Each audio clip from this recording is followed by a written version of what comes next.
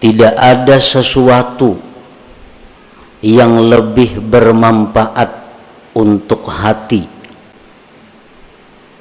daripada uzlah.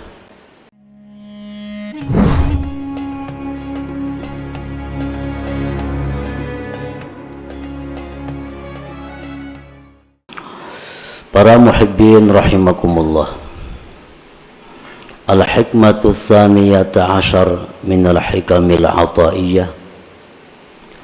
Qala al-imam Ahmad bin Athaillah as-Sakandari rahimahullah wa nafa'ana bi ulumih. Ma nafa'al qalba syai'un mithlu uzlatin yadkhulu biha midana fikrah. Hikmah yang ke-12 daripada Al-Hikamil Athaiyah. Berkata Imam Ahmad bin Athaillah As-Sakandari rahimahullah,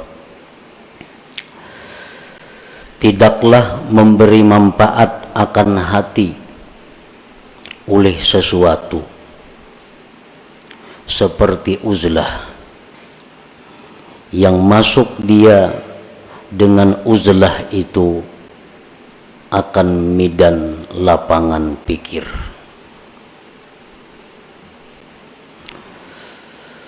Tidaklah memberi manfaat akan hati oleh sesuatu seumpama uzlah mengasingkan diri daripada manusia, yang mana dia masuk dengan uzlah itu akan midan lapangan fikrah, berpikir. Itulah tarjamah atau makna daripada hikmah yang ke-12 ini. Adapun syarah atau penjelasan daripada hikmah yang ke-12 itu adalah la syai'a anfa'a lil qalbi min uzlatin ay khalwatin mashubatin bitafakkur. Tidak ada sesuatu yang lebih bermanfaat untuk hati daripada uzlah, artinya khalwat, menyendiri, menjauh daripada manusia, yang disertai dengan tafakkur. Nah, para muhibbin rahimakumullah, di dalam diri kita ini ada yang disebut dengan qalbun, hati. Yang dimaksud dengan hati itu bukan segumpal daging yang ada di dada sebelah kiri kita, tetapi yang dimaksud dengan hati itu adalah sesuatu yang dinisbahkan kepada Allah Subhanahu wa ta'ala, yang berada di dalam diri kita, yang dengan hati itu kita bisa mengetahui mana yang baik, mana yang buruk, mana yang menuju surga, mana yang menuju neraka. Nah, hati kita itu apabila baik, maka baiklah seluruh anggota tubuh kita. Tetapi bila hati kita ini rusak, maka rusaklah seluruh anggota tubuh kita. Imam Ahmad bin Athaillah menyebutkan di dalam hikmah yang ke-12 ini adalah tentang hati yang rusak. Hati yang rusak itu adalah hati yang seringkali lupa kepada Allah. Hati yang hanya memikirkan kepentingan-kepentingan sesaat, namun melupakan akibat. Nah, ini hati yang rusak. Dan hati yang rusak inilah yang ada pada diri kebanyakan kita.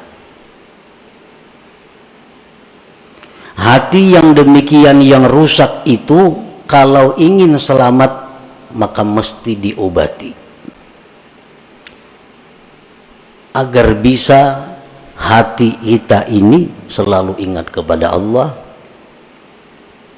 selalu ingat kepada Rasulullah sallallahu alaihi wasallam, dan selalu memikirkan tentang yaumil akhirah, hari akhirat.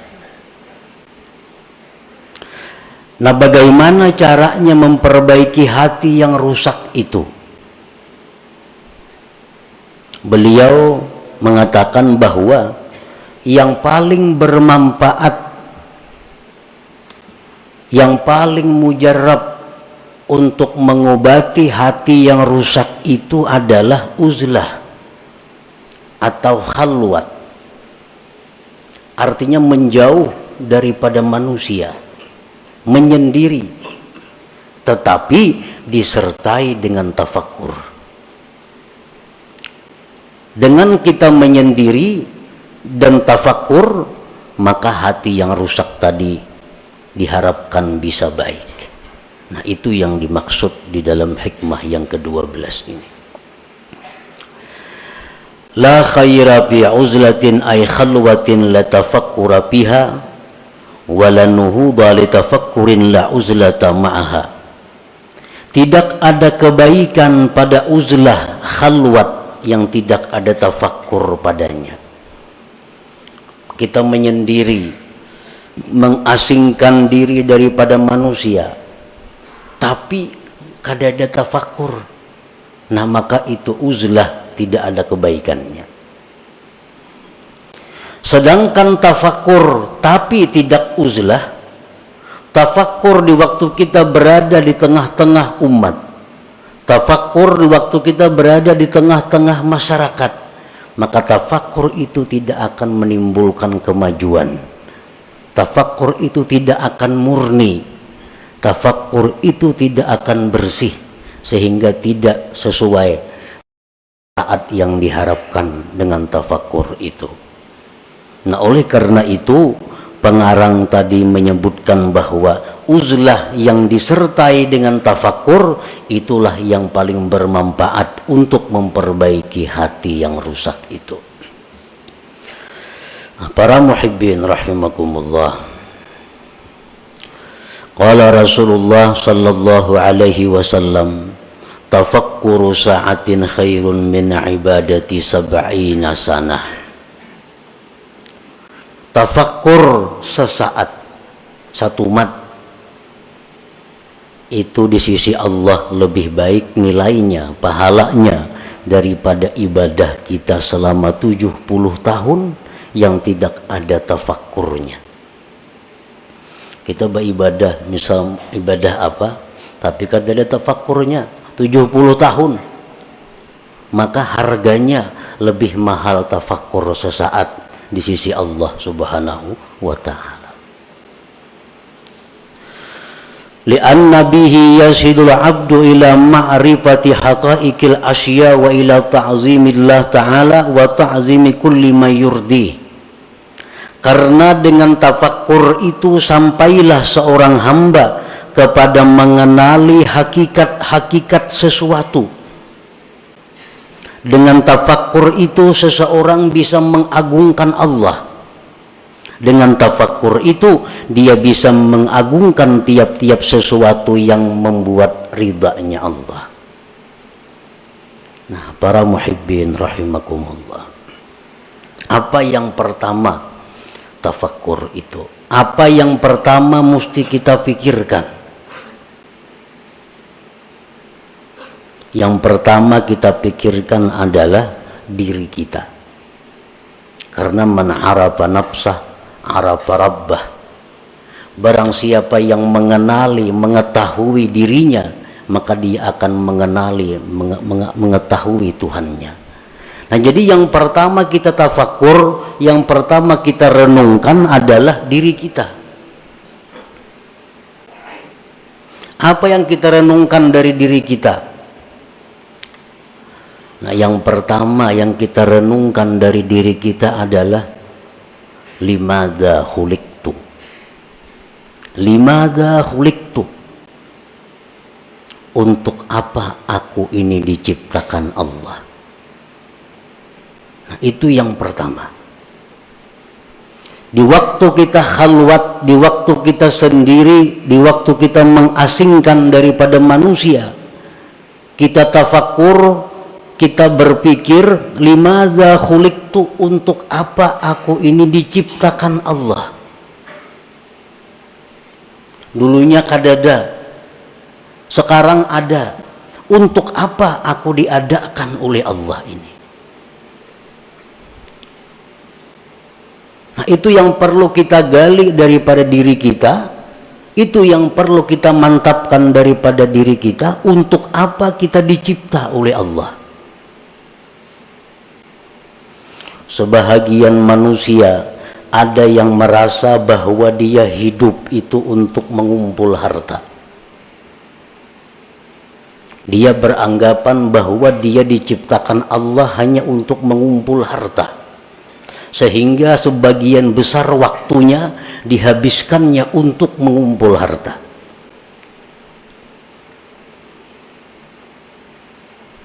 Walaupun itu dia mengakui atau dia mengingkari, tapi kenyataan fakta membuktikan bahwa sebagian besar waktu dia habiskan untuk mengumpul kekayaan.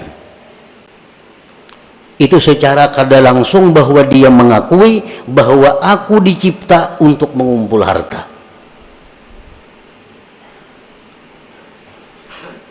Jam 8 sampai jam 5 dihabiskan waktunya untuk berusaha mencari duit. Kena malam kauyuhan guring, bangun kena pukul 7. Nah, orang semacam ini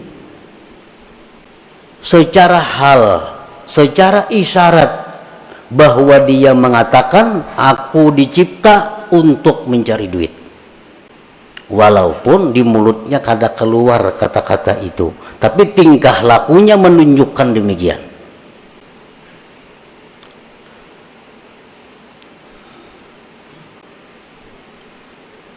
Nah, itu yang kita renungi. Apakah bujur seperti itu? Apakah benar kita dicipta oleh Allah untuk mencari duit?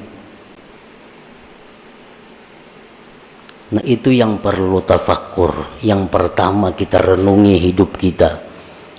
Kita renungi berapa umur kita habiskan. Kita mengakui bahwa kita ternyata hidup ini adalah untuk duniawi semata-mata. Akhirat ada, tapi porsinya kecil, porsinya sedikit. Nah, makanya tafakkur itu nilai pahala di sisi Allah sangat besar. Limadza khuliqtu, untuk apa dicipta?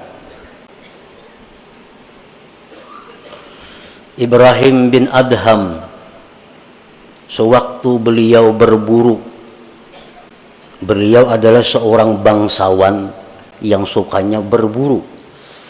Suatu hari beliau berburu dengan perbekalan, perlengkapan yang lengkap, berangkat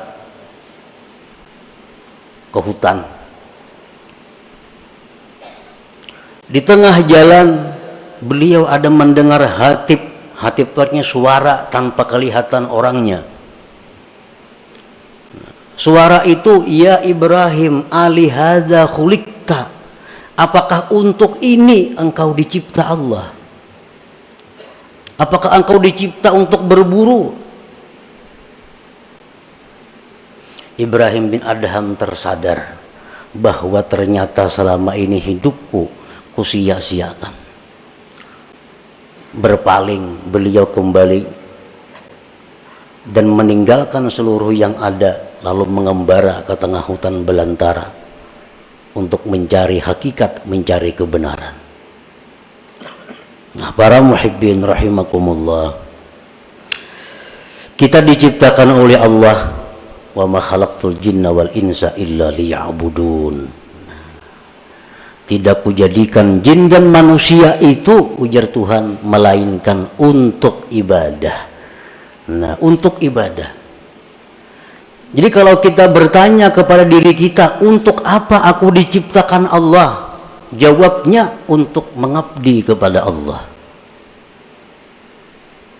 Untuk mengabdi kepada Allah. Nah, itu bisa didapat, bisa digali dengan tafakkur.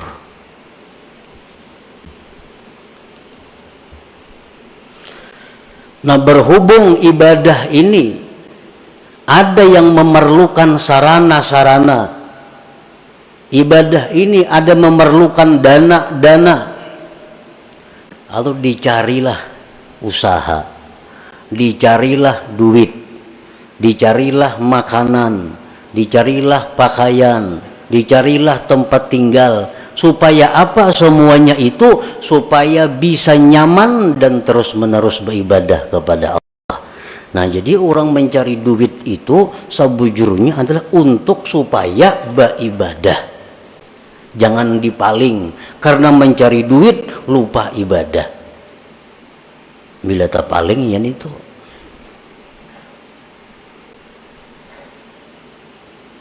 Nah, jadi yang pertama tafakkur itu dulu. Kita mengenali diri kita, tugas kita apa? Ternyata tugas kita hanya satu, adalah mengabdi kepada Allah. Tidak ada yang lain. Allah kadang memberi tugas kepada kita untuk mencari duit. Allah kadang memberi tugas kepada kita untuk berusaha itu ini kadang. Tapi yang ditugaskan Allah kepada kita hanya adalah ibadah kepada Allah. Dan Allah menjamin dalam banyak ayat di Al-Quran bahwa Allah akan memberikan rezeki, memberikan kecukupan kepada mereka-mereka yang ingin beribadah kepada Allah.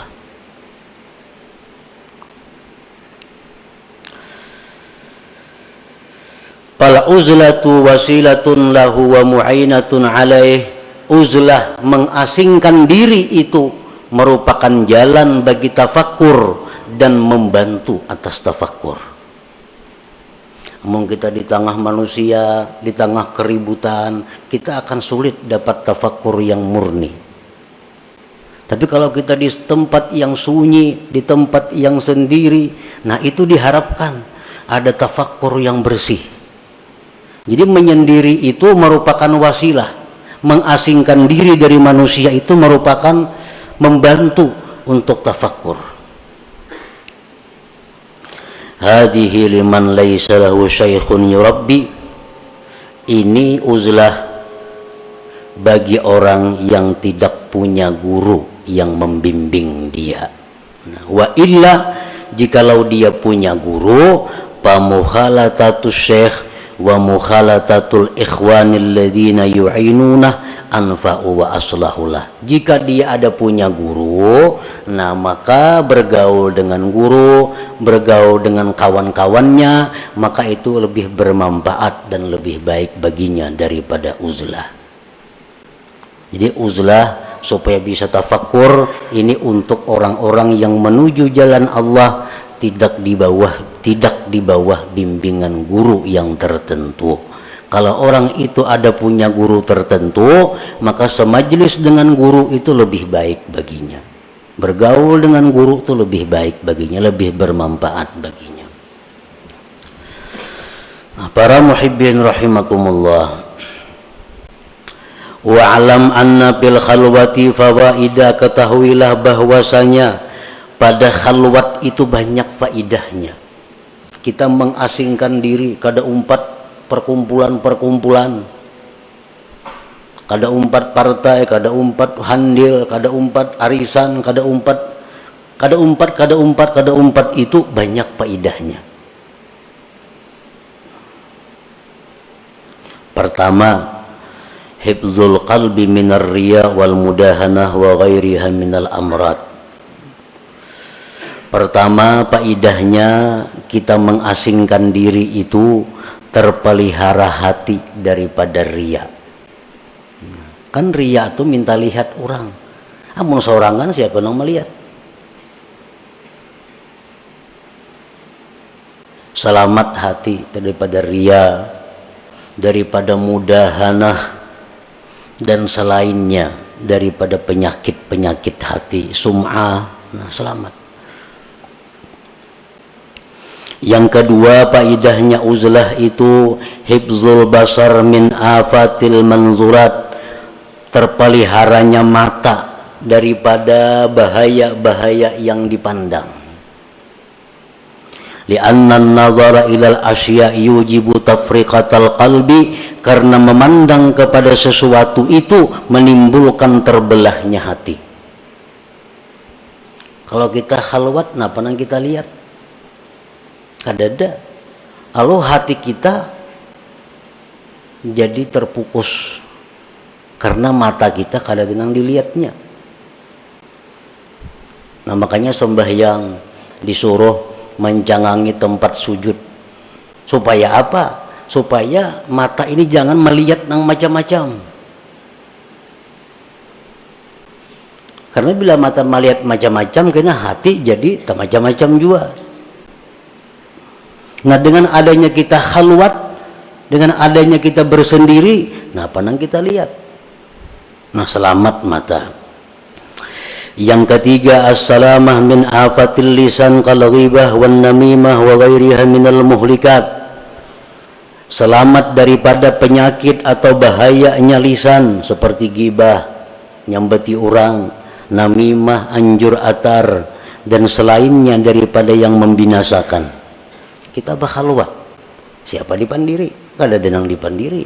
Nah, selamat dulu mulut kita daripada menyambat orang, daripada menganjur atar orang. Qala Nabi sallallahu alaihi wasallam, aktsaru khataya ibni Adam bilisanih, kebanyakan dosa manusia itu di lisannya. Dengan uzlah atau khalwat, lisan kita selamat. Yang keempat, keuntungannya kita menyendiri, as-salamatu min suhbatil asrar, kita selamat daripada bersahabat dengan orang-orang jahat. Orang-orang jahat ini contohnya orang-orang nang ahli riba, itu orang-orang jahat. Orang-orang peminum, orang-orang jahat. Orang-orang rentenir, orang-orang jahat. Orang-orang zalim, orang-orang jahat. Ahli zina itu orang-orang jahat. Nah, bila kita menyendiri, kita kada tagaul lawan itu. Tapi amun kita bagaul, nah bisa kemungkinan kita bersahabat dengan mereka itu.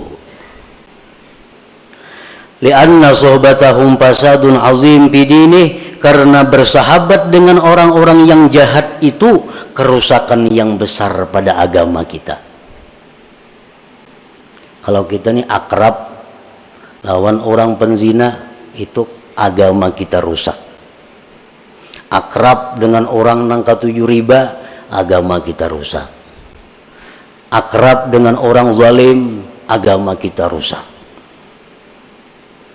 Akrab dengan pejabat nang korupsi, agama kita rusak. Tanpa kita sadari. Qala ba'duhum ma fasada man fasad illa bi suhbati man fasad, tidaklah rusak orang yang rusak itu melainkan sebab bakawan lawan nang rusak. Umumnya orang tuh rusak karena bakawan nang rusak. Nah, kalau kita bauzlah, kita khalwat, kada bergabung dengan manusia, kita selamat.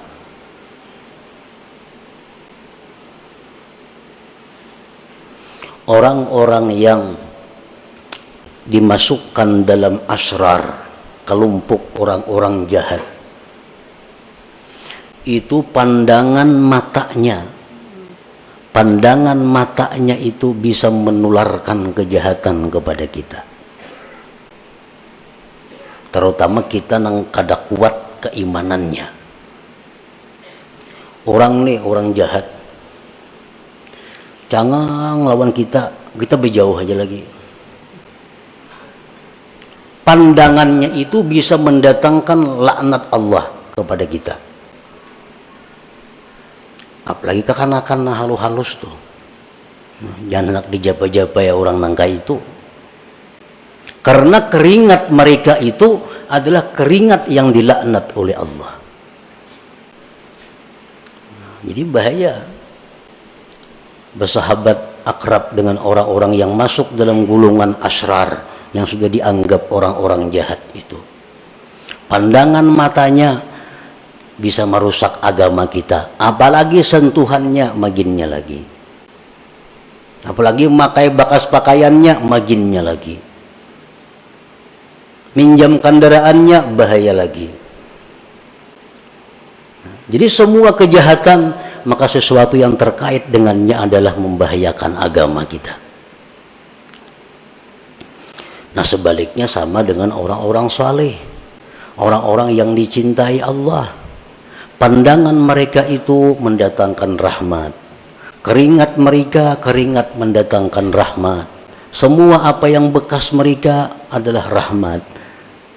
Makanya orang nang mati, jadi dalam kitab fikih, orang tuh mati disunatkan membawa sesuatu bekas orang saleh.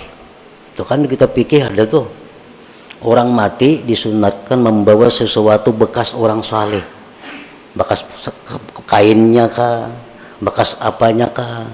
Misal kita mati minta kupiah, kupiah bekas orang saleh. Nah itu memberi manfaat. Kalau orang mati aja memberi manfaat, apalagi orang hidup, bekas orang saleh. Nah demikian sebaliknya orang-orang jahat pun demikian, akan menimbulkan dampak kepada mereka-mereka yang belum kuat hatinya, belum kuat keimanannya. Nah dengan kita khalwat, kita terhindar daripada bersahabat dengan mereka itu. Yang kelima, keuntungannya khalwat adalah at-tafarrug lil ibadah wa tamakkunul mudawamah 'alaiha.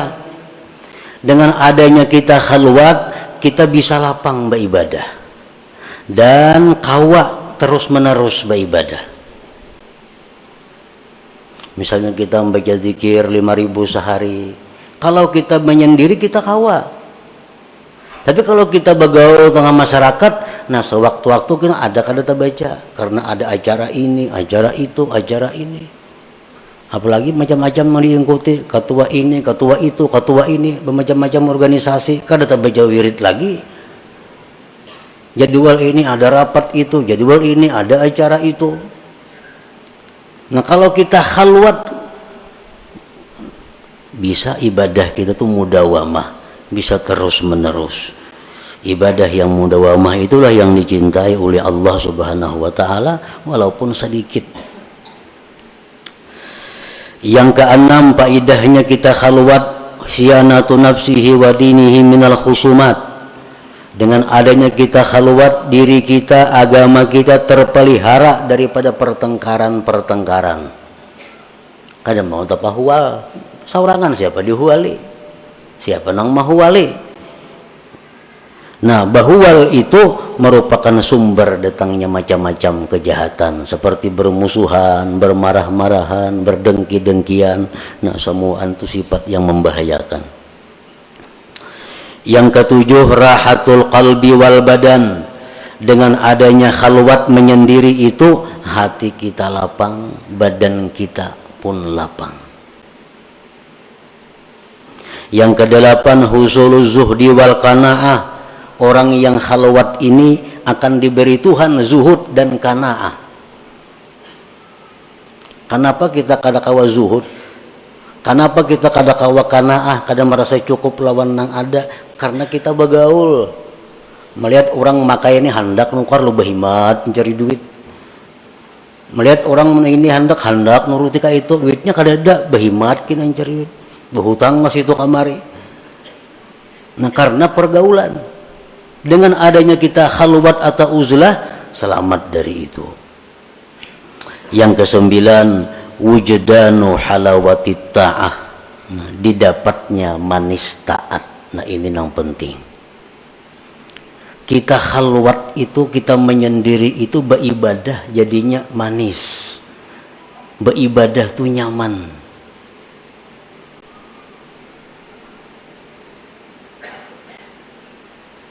Qala Abu Talib al-Makki rahimahullah, la yakunul murid shadikan hatta yajida bil khalwah minal halawah wan nasyat wal quwwah ma la yajidu bil alaniyah.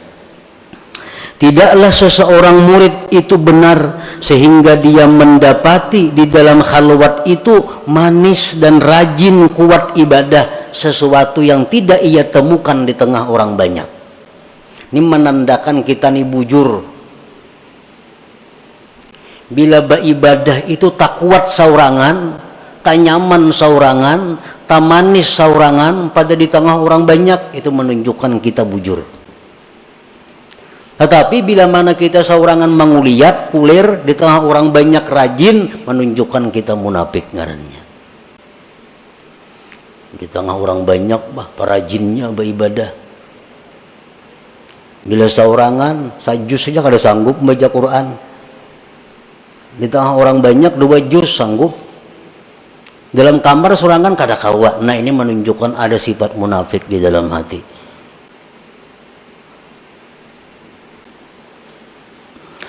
Yang ke-10, faidahnya uzlah at-tamakkun minat tafakkuril khalis ad-daim wa huwal maqsudul a'zam bil khalwah.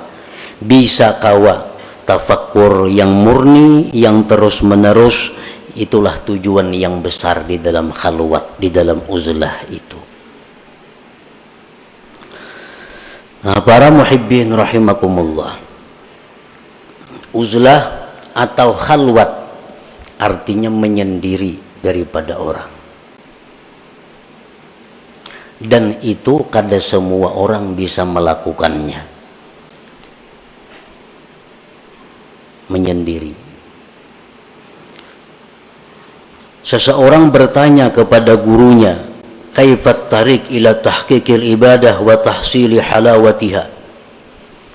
Ujar si murid ini, wahai guru, bagaimana cara supaya bisa ibadah itu mantap dan manis? Ujar gurunya menjawab, kala syekh, la tanzur ilal khalqi wa khassatan abna'ad dunya. Kalau ikam hendak mantap beribadah, hendak manis, jangan memandang kepada makhluk, terutama orang-orang yang cinta dunia. Jangan dipandang, maiti aja jangan. Jadi jangan murid maka ada sanggup, wahai guru, urun di pasar begana, berdagang, macam-macam nang dihadapi kayak apa. Kenapa garang maka kada boleh memandang orang-orang yang cinta dunia itu. Ujar gurunya, fa innan nazar ilaihim zulmah. Memandang kepada orang-orang yang cinta dunia itu menimbulkan gelap di dalam hati kita. Nah, memandang aja sudah bahaya. Kada sanggup nang murid ini, hidupnya kada di kampung, hidupnya kada di hutan, hidupnya di tengah masyarakat dan berusaha. Nah, kalau ikam kada sanggup, ini barang pala tasma' kalamahum.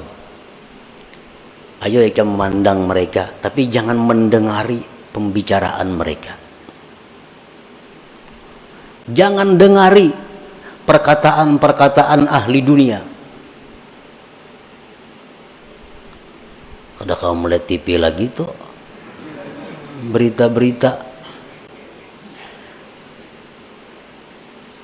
Kenapa garang kada boleh mendengari pembicaraan ahli dunia itu? Fa inna kalamahum kaswah. Pembicaraan orang cinta dunia itu menimbulkan keras hati kita. Kita ini menalinga orang berpandir dolar, pandir emas. Orang biasa emas kada, dolar kada. Ini menalinga mana. Itu membuat hati kita keras.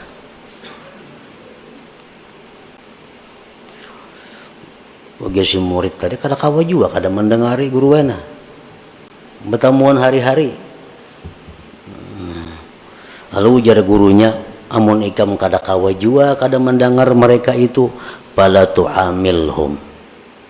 Jangan kerjasama dengan mereka. Jangan bekerja sama. Inya besaruan, jangan ditulaki.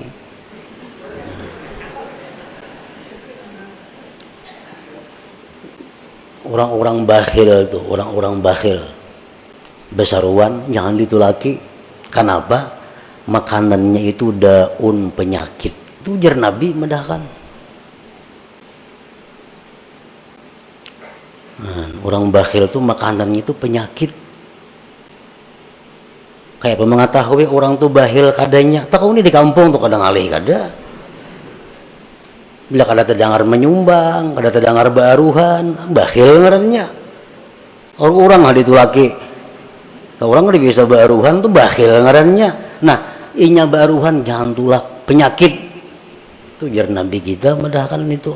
Makanan yang dihidangkan dari orang bakhil itu daun penyakit. Namun ikam kada-kawa kada memandang mereka, kada-kawa kada bepandir lawan mereka, jangan kerjasama. Jangan hendak berjual tukar lawan inya, jangan hendak mendatangi inya, jangan hakun didatangi inya. Bah kada-kawa juga guru kayak itu, kada sanggup juga.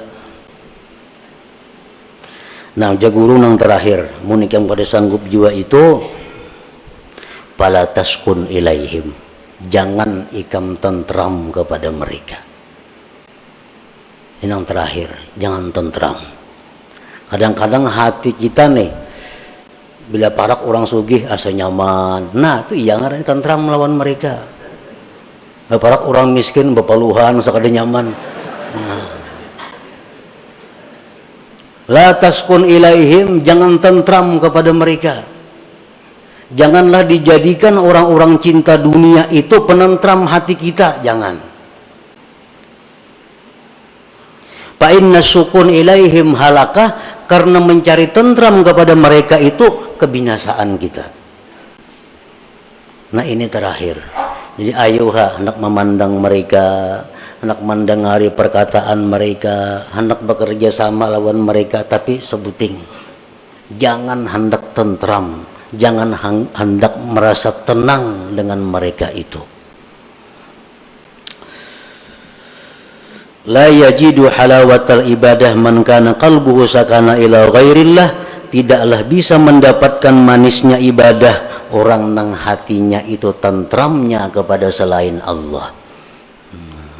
Orang tuh hatinya tentramnya bukan lawan Allah. Nah, orang ini ibadahnya kada mau manis. Tapi bila orang ini menyebut Allah tentram hatinya, menyebut Allah senang hatinya, nah orang seperti ini yang bisa dapat manisnya ibadah itu. Nah jadi amun kada kawa bakhalwat, ini yang kita pakai. Jangan hendak mencari ketentraman, ketenangan kepada makhluk Allah, terutama abnaud dunia, orang-orang yang cinta kepada dunia itu. Nah itulah sebagian yang dimaksud daripada hikmah yang ke-12 daripada Al-Hikamul Ata'iyah. Selanjutnya hikmah yang ke-13.